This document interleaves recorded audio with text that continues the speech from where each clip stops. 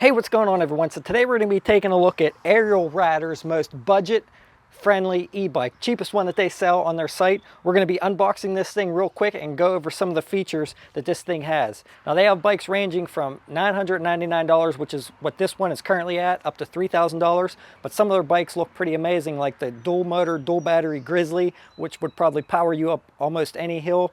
They have the X class, they have the D class, they have the X class 52 volt, which is supposed to be really fast. But even though this thing is their most valuable bike on paper, this thing has a lot of nice specs, like the 750 watt geared hub motor and the 14 amp hour lithium battery that powers this thing, all for under $1,000. So I can't wait to get into this thing, show you guys what it has to offer, and get some testing underway. Now I want to thank Ariel Rider for sending me this bike out free for testing and review.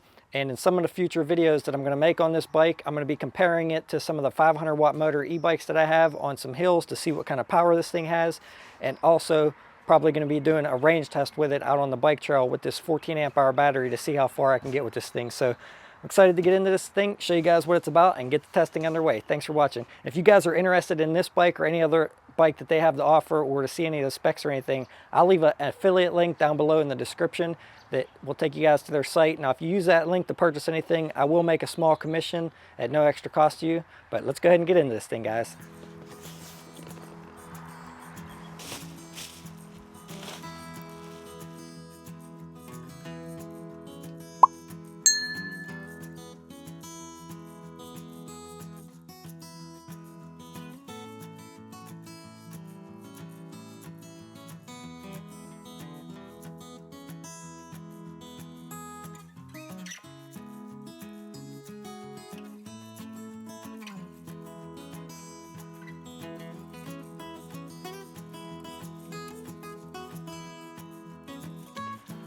All right guys, so far so good. Very easy assembly, but one thing I did notice, and this is with most bikes, normally they go through a little bit of a beating in shipping with FedEx and stuff, not being gentle with packages, but the derailer guard here is pushed into the derailer, which is a lot of cases, even with my other e-bikes, this same thing happened.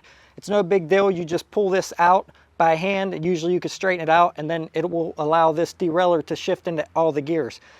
With it being bent in, it doesn't allow it to go down into the first two gears here. So if this is touching your derailer, right, like this right here, this guard is touching the derailleur, you just want to grab it and just try to lightly, not the derailleur, but the guard, you want to just try to bend that guard out just slightly so that when you're shifted down into the first gear, it's not hitting that. I think that's pretty good there. Maybe just a little bit more.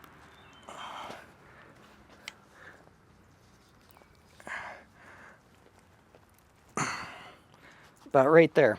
But that's what that guard's job is to protect that derailleur, so it did its job.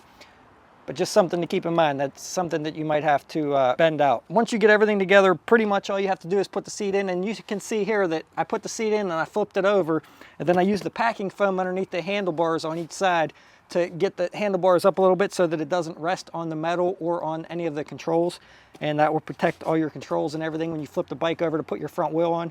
So pretty much you just have to install the front wheel, which is really simple because it has a quick release. Put the pedals on and put the seat in, and other than going over all the nuts and bolts and maybe adjusting the derailleur, that's pretty much it. You're probably going to have to adjust the brakes, and I recommend, like my other e-bike videos, make sure you wipe the rotors off with a 100% rubbing alcohol or something like that, maybe like a brake cleaner, to get all the oils off the brakes before they bed in, because you don't want to get all those oils into your brake pads.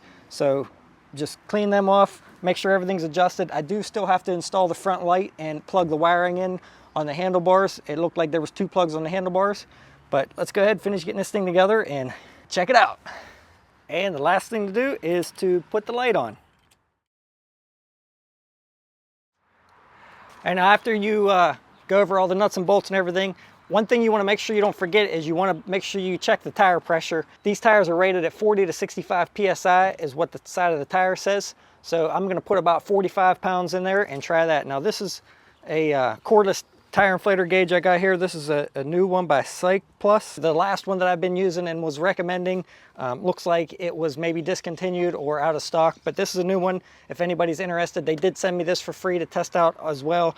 But if you're interested in picking up one of these, it's been working great. I just tested it out today on a bunch of different bikes, but I'll put a link down below for this and all other bike accessories that I recommend as well down below. So if you guys are interested, make sure you guys check that out. But it's nice because it shuts off automatically once it hits the set tire pressure, and you can adjust this one in 1 pound increments. So let's set this to 45 pounds. Yeah, so there's only 15.5 pounds in there, so got it set to 45. We'll air it up, let it shut off. It'll shut off by itself when it's full. Very easy.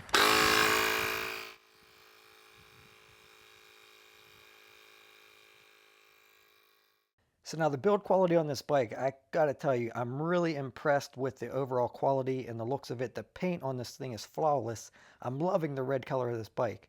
When I first looked at it online, I didn't know if I was gonna like the red, but I really do like it. So up top here we have a Pro Max headset, which is holding the 26-inch wide Pro Max handlebars. Now this gives you a really nice wide grip and makes it really nice and easy to control. Now coming down the front side here, we have a nice integrated bike light on the front, which is actually a pretty nice bright white light. And then down below we have a quick release for the front wheel. So if you need to take that front wheel off quickly to put it in back your vehicle for transport, that's really easy to do with that quick release. For stopping power, this bike's using a set of Tektro Aries M300 series mechanical disc brakes. And I really like the way that they integrated and mounted these brake calipers, especially on the back of the bike. Now these are stopping the bike with 180 millimeter rotors on both the front and back, so that's nice to see that they didn't use 160 millimeter rotors there. Up front here we have some nice mounting points to mount an optional front rack or a front basket that can be purchased separately, and they have a really nice Ariel Rider logo on the front. Really sleek looking overall though. You could see coming down the front tube here, we have nice integrated wiring. You don't see any external wiring coming down the outside of the bike, which is really nice the way that they have that design, because it, like I said, it makes it really sleek looking. There's a really nice Ariel Rider branded Velo seat on this bike, and it's attached to a 28.6 millimeter seat post. So if you're going to be upgrading to a suspension seat post, which I'll be testing out here in the near future to see if I'm going to be upgrading, that's the diameter of the seat post you're going to be needing for your upgrade. Now coming up around the back of the seat, you can see it matches the bike really well. I like the way the red blends into the bike and the brown matches the hand grips. It's a really sleek looking seat for the bike, and I love the grab handle underneath the back, which allows you easily to pick up the back of the bike and move it around if you need to. I will be testing out the comfort of this to see if I want to upgrade, but I'm hoping I don't have to because I love the way it looks on the bike. Now coming up top here, we have a really minimalistic control panel here that allows you to see your battery level up top, turn your headlight on, and adjust your PAS levels from 1 to 5. The only downfall is there is no PAS 0, so if you want to power this bike manually with no assist, you have to turn it completely off, which disables your headlight and your tail light. That would have been nice to see a PAS 0. The hand grips on this thing are super comfortable. I don't see myself needing to upgrade these because I love the way they look and they're very comfortable. And there's a really nice built-in bell on the brake lever, which I think should be included on every e-bike. Now on the other side, we have a half twist throttle, which is full power no matter what PAS level you're in, which is really nice. And a 6-speed trigger shifter, Shimano trigger shifter, that powers the entry-level 6-speed Shimano Tourney derailer. Now you don't need nothing super expensive down here, because on a geared hub motor, in my opinion, you can get away with these cheaper deraillers because they shift perfectly. Now this has a anti-rust chain on it, which leads up to the probe wheel cranks, and a 48 tooth front sprocket. Now this has a double chain guard on it to protect the chain from jumping off and also keeping your clothes clean, along with aluminum well-go pedals. Coming around the backside here, we have the 14 to 28 freewheel. Now on their website it says 16 tooth for some reason. I don't know why, but it does give you 6-speed gears, which is an amazing feature to have on a sub $1,000 bike like this, because a lot of the competitors only have a single speed, and in my opinion, if you have hills in your area or you want to contribute to the pedals, I would much prefer something with gears and give you that option than a single speed. Now if you want a minimalistic look of the single speed and don't want as much possible maintenance over time, then maybe the single speed is for you, but I prefer to have gears.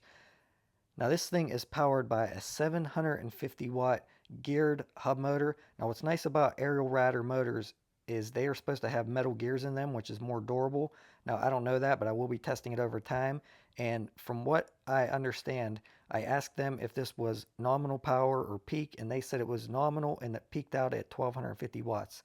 You can see coming down the tube, it has the 48 volt, 14 amp hour lithium battery and an integrated controller on the down tube of the seat post, which is really nice. It's externally mounted. Now I'm going to pause here for a second because this bike did not come with a kickstand. I had to put this kickstand on from a different bike that I had just for now to get these photos and stuff. They said they were going to be getting kickstands later on in June, so hopefully they send me one. But they told me that when I reached out to them, they said they were initially not going to include a kickstand, but then decided to include them on the bikes, so hopefully the production models come with them. Here's a closer look of the frame-mounted controller. And coming around the back brakes here, you could see why I really love the way that they mounted these things inside the frame like this. I've never seen this before, but really nice sleek look the way they mounted these calipers on here. And I really like the way the cable wraps around there like that. For mechanical disc brakes, these are pretty nice. Now the brake light's really nice on this because it has an actual brake light. When you pull the brake lever, the brake light gets brighter. However, like I said, if you don't use the power levels and you have the controller off, the brake light will not work. So just keep that in mind. There's a few other features on here as well, like reflective strips on the tires, and they give you the option to mount a water bottle underneath the frame on the down tube, which is a really nice option. Alright guys, so I hope you found this review helpful and entertaining. Hopefully it answered any question that you might have about the Rideal bike by Ariel Rider. Like I said, we're going to be doing some future testing on this bike out in real life, both hills, speed, and all kind of things. So if that's something that you're interested in seeing, make sure you guys are subscribed and stick around for some future videos. Alright guys, so like I said, I will put an affiliate link down below in the description if you're interested in seeing any of the other specs or pricing on this bike or any of their other bikes. I will also include a coupon code down below. If you use the code Mcintosh, you will get $50 off some of their bikes, but I'm not quite sure it will work on this model. I'm sure I forgot a few things about this bike. If I did, please make sure you put it down in the comments and I will answer any questions that you guys may have. I do read all my comments, and if you have any specific tests that you would like to see me do with this bike in future videos, also please give me some ideas below, and I will see you guys around on the next one. So don't forget to subscribe and hit that bell so you get notified to see those videos. Thanks for watching, guys.